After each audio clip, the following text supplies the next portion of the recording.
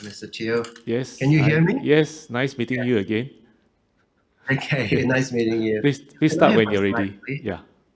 Yes, please put up my slide. Okay, thank you. Now, the Buddhist pilgrimage circuit in India is growing, and it is a destination for 450 million practicing Buddhists worldwide. India has continued to invest into the Buddhist circuit, including the government of India, state governments of Bihar and Uttar Pradesh, as well as the private sector. Yet the potential for is really tremendous to expand the pilgrimage route by discovering places associated with Buddhism which are still unexcavated. And the clues will come from the records of Chinese pilgrims, which are still relevant today, although there have been records of the 5th and 7th century. Can we have the next slide, please? Okay. Now, what is a pilgrimage? Well, a pilgrimage is undertaking a spiritual journey to visit either a shrine, a temple, a sacred site. As we know, Muslims go to Mecca, Christians go to Bethlehem, the Jews go to the Temple of the Mount in Jerusalem, Hindus go to Varanasi on River Ganges. Where do the Buddhists go to for the pilgrimage? Now, according to the Mahaparinibbana Sutta of the Digha Nikaya, that is the long discourses, the Buddha has advised Buddhists to go on pilgrimage to 4 holy places, and it is said that this will lead to heavenly births. Next, please. There are actually 8 holy places. 4, which are mentioned in the sutras, is called Lumbini, where the Buddha was born, Bodh Gaya, where the Buddha gained enlightenment, Saranath, where he turned the wheel of Dhamma, where he first taught the first sermon, and Kushinara, where he passed away. And besides these 4 holy places, there are 4 places of miracles. These are called Sravasti, Sankasa, Rajagaha, and Vishali.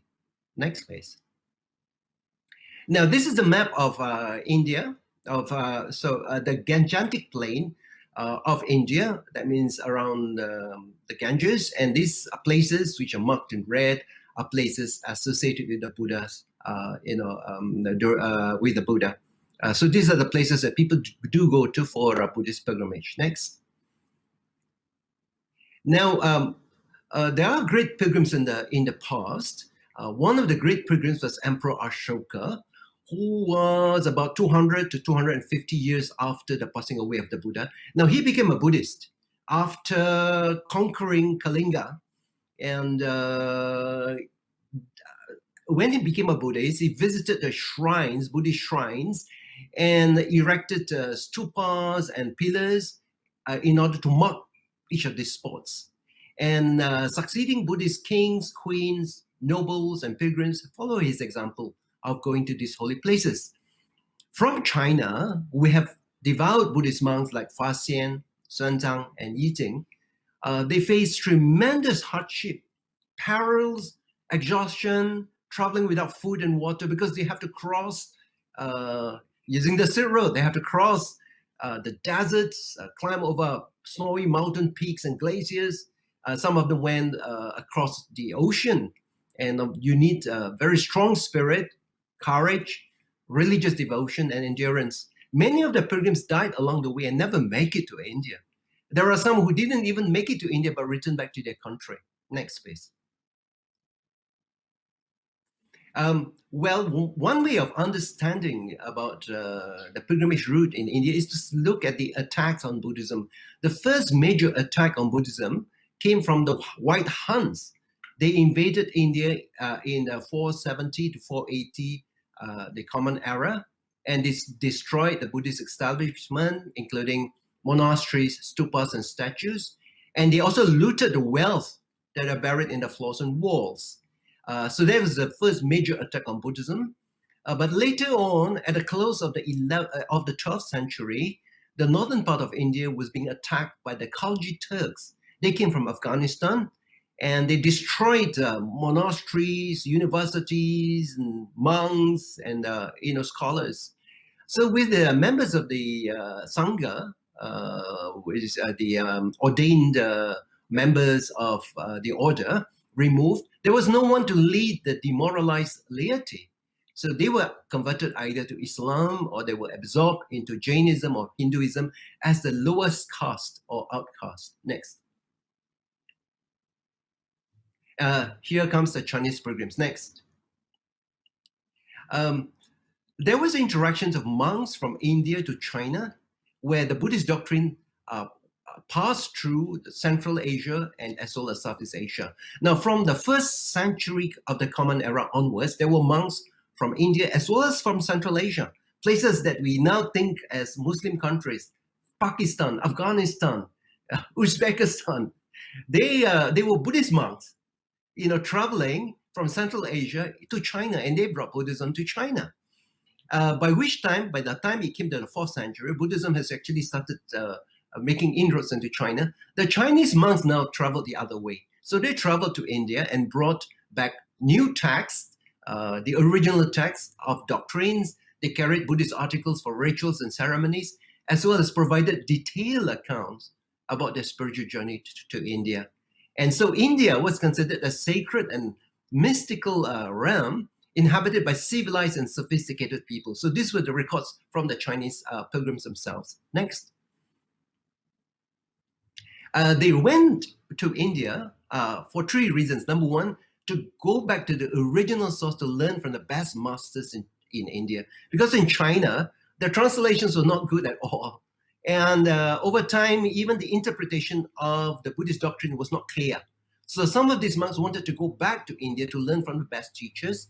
Number 2, to collect the sutras in the original script, for instance, in Sanskrit for translation. And number 3, to collect Buddhist statues, relics, and other artifacts. Next. So when we talk about the journey to the West, 3 Chinese monks stand out. One is Fa Xian, Xuanzang, and Yi Jing. There were hundreds of Chinese monks who had made the pilgrimage to India. But because these 3 monks made detailed accounts of their journey, so this actually make them more famous than the other monks. Their accounts of the Buddhist doctrines, of the rituals and monastic institutions, as well as the social and political conditions of South Asia, that is India, Central Asia, Afghanistan, Pakistan, and Southeast Asia. So it covers a good part of Asia from their accounts. Next. And the means of travel, among the 3 famous monks, in the case of Fa Xian, who traveled in the 5th century, 399 to 413, he went to China to India using the land route, using the Silk Road actually. And he came back to China using the sea route. So it was land and then sea. In the case of Xuanzang, who traveled from the Tang Dynasty, 627 to 645, he went to India using the land route and returned back using the land route. So he actually used the Silk Road. In the case of Yi Jing, who traveled to India just after Xuanzang, the land route was closed. So Yi Jing has to travel by the sea route to India and back from India. And he has written a lot about Southeast Asia, actually, about Malaysia, Indonesia, and all that. Became very interesting for us. Next. First about Fa Xian. He was the 4th century CE. He traveled to India in order to visit the holy places and bring back Buddhist texts, especially the Vinaya, which is the roots for the monks, because he comes from the Vinaya school of Buddhism. Now he went to India by foot when he was around 60 years old, which is incredible, crossing the Taklamakan Desert. And on his way back, he came back by sea, and he was caught by a storm. Unfortunately, Fa Xian didn't have much luck with the sea. And on his return to China, he was swept out of the route, and the journey took twice as long, and the ship ran out of food and water, which is quite terrible. He returned to China at the age of 77 and wrote a record of Buddhist kingdoms. And he also strengthened Chinese Buddhism with the sacred Sanskrit texts as well as with the monastic code. Next. So this is the route of Fa Xian to India by land, come back by sea. Next. Next was Xuanzang, famous monk, and only now getting a lot of interest. He has been almost forgotten. He was a great Chinese Buddhist monk, scholar, and translator who traveled from China to India. And since the sacred books of Buddhism were not complete in China, and they were not well translated. So he decided actually to go over to India to collect back the books and come back with some Buddhist relics. Next. And so this is his journey. You can hardly see. And when he came to India, he traveled to every part of India where there are Buddhism flourishing. He will go there and make very detailed records of what he saw. So his accounts are really is a treasure, and because of his accounts, we are able to uncover the Buddhist holy places. Next.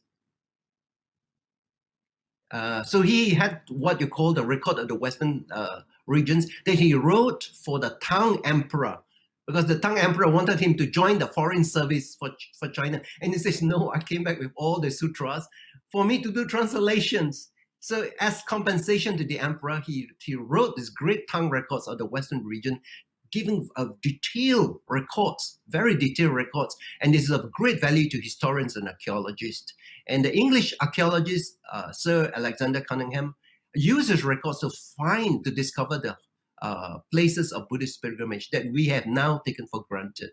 And his records has also been found to use in the Gobi Desert and Taklamakan Desert. So the Russians, archaeologists, the Japanese, the Germans, the British, they use his records to discover these lost cities in the deserts. Next. And third, you have Yiting, who traveled to India and China by sea. And he has also written a record of the Malay archipelago of Indonesia and Malaysia and the state of Buddhism there. Next. And reclaiming the Buddhist sites. Next. So Buddhism actually disappeared in India for 7 centuries, from the 13th to the 19th century, because of the attacks from the Khalji Turks was really devastating. Buddhism was forgotten, and people could not even recognize the Buddhist sites or Buddhist statues anymore. So when India became under the colonial rule of Britain, the British Raj came with scholars and explorers, and they found Asokan inscriptions in 1750. Now, Sir Alexander Cunningham, he was the first Director General of archaeology in India, discovered and restored the archaeological sites in India based on the records of Fasien and Senzang. Next. Saranath was actually the first Buddhist place that was discovered. Now, what happened was that they tore down, the mayor of Varanasi tore down one stupa, which is just made of stone, in order to get the bricks to build the market in Varanasi, and they found a box inside this stupa, and there were some inscriptions in the box, and later on these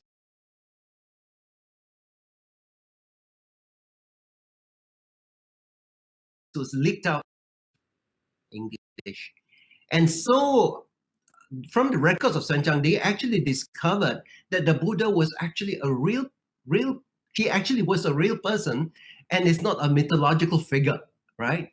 And based on the excavations of Saranath, they started using Sanchang's record to discover the other Buddhist holy places, such as Savatthi, Kosambi, Koshinara, and Bodh Gaya. Next. For Lumbini, which is the birthplace of the Buddha, again, you have records of Xuanzang and Fasien, which led to the discovery of the Buddha's birthplace in 1896 by Führer. And they identified an Asoka pillar. It's the Asoka pillar that identified the spot at Lumbini. Okay? Now, very recently, in 1992 and 1996, there was some excavation of the Maya Devi temple at Lumbini, undertaken by Nepalese and Japanese archaeologists, and they found a marker stone, the marker stone. And in order to make sense what this marker stone meant, they had to go back to the records of Zenzai, who was the first Chinese pilgrim to visit Lumbini in 350 to 375 CE. Well, he visited India during that time. And based on the record, they could confirm that that was the marker stone where the Buddha was actually born. It marked the place where the Buddha born, right? So these very old records could confirm new findings, like in 1996, that this was the place where the Buddha was born. Next. Okay, Datuk, we had to Yes, request that yes. you speed up. Sorry, thank you. Yes, I'm trying to speed up. And then, of course, Mahabodhi in Bugaya. This is also depending on the records of Fasian and Xuanzang. And excavation was done by Alexander Cunningham. Next, please. And Kushinara, the place which the Buddha passed away, this was discovered on the basis of a reclining Buddha statue, which is 6 meters long. And site was identified by Cararelile in 1876. But the spot of Kushinara was still not confirmed whether this place in CATEA, where Kushinara is supposed to be, is not confirmed that this is the place where the Buddha passed away by the archaeologists. Next. So very recently, there is Deepak Anand, who was an engineer, and he actually charted out the records of Fasian and Xuanzang on a GIS, and he, based on these accounts, he discovered a place. He found a place where there are 2 Asokan pillars. This is called Rampura, which could have been Kushinara. Next. So these are the maps. So the maps are a little small. So actually, some of the British archaeologists that tried to use the records of the Chinese pilgrims, and they misidentified some of these holy places, right? So very recently, after the discovery of Lumbini in 1896, and some new other discoveries was actually discovered. So Deepak Anand has actually just made a journey. He has walked 2,000 kilometers and went to this place called Rampura, which could possibly be where the Buddha passed away, rather than at CATEA. Next. And so this is the map from tracing the route for Fasian and Xuanzang that led him to Rampura. Of course, they would have to do excavations to determine whether this is actually the place where Kushinara is. Next. And you see, actually, which is quite interesting, the travel log of Xuanzang was 7th century AD. But even right now, we are using his records to determine places of Buddhist pilgrimage, right? And therefore, he has left a very important mark on the geography of Buddhism and the single most important resource for reconstructing Buddhist pilgrimage. Next. And very interestingly, 2 extraordinary facts. Knowledge of the Buddha virtually disappeared from the land of his birth in India for 7 centuries. And the holy places of associated with the Buddha, which was discovered by the British, would be completely gone if not for the records of the 2 Chinese monks, Fasian and Xuanzang. And because of that, now we have places of pilgrimage. And also because of that, new places could still be discovered in India beyond the 8 places that I mentioned. And I think that brings us to the end of my presentation. Thank you.